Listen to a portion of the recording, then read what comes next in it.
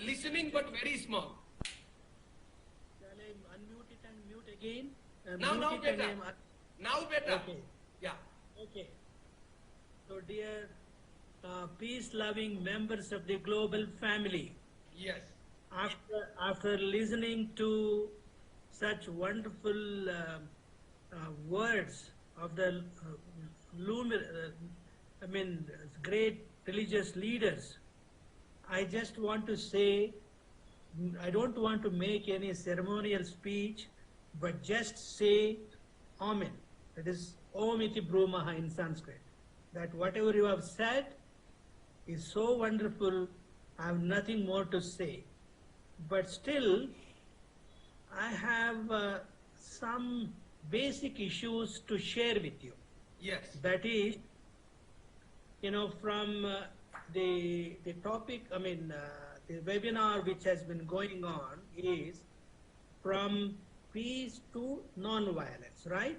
For the 12 days that has been going on, from peace to non-violence. Where there is peace, there is no scope for any violence. But where there is where there is violence, there is a need of peace.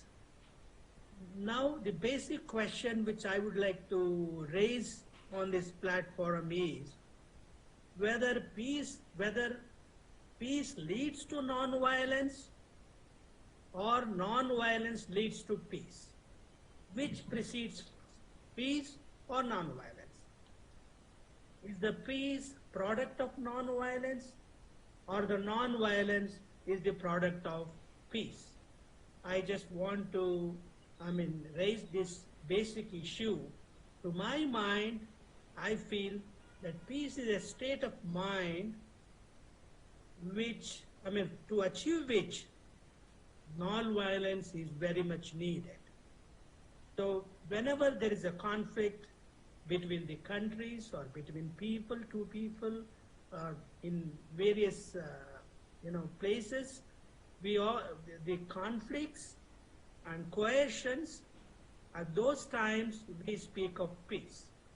Peace is very much needed, and that has been the prayer in India from times immemorial. So the ahimsa, is very much needed to achieve peace. I would like to remind one passage, one line from the ancient peace hymn.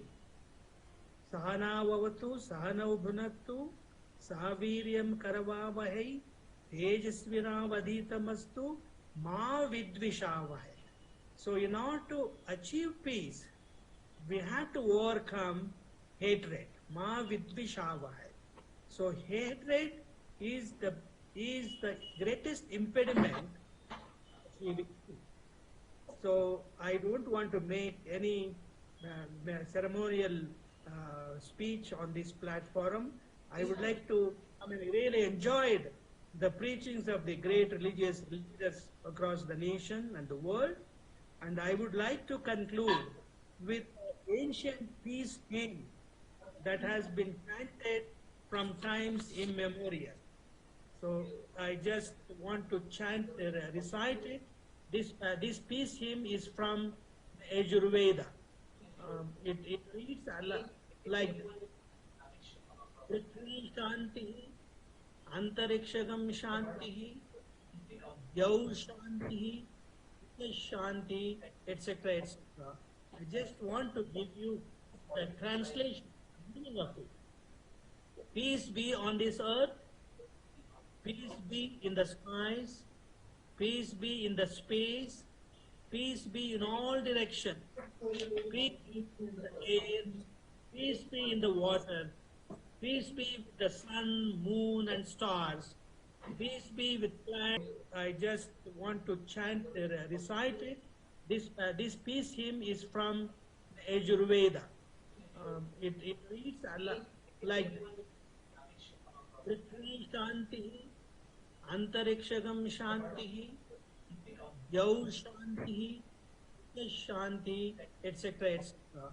I just want to give you the translation, meaning of it. Peace be on this earth, peace be in the skies, peace be in the space, peace be in all directions, peace be in the air, peace be in the water, peace be with the sun, moon, and stars, peace be with plants and trees, peace be with cows, goats, and horses, peace be with all other animals, peace be with me and deep in me.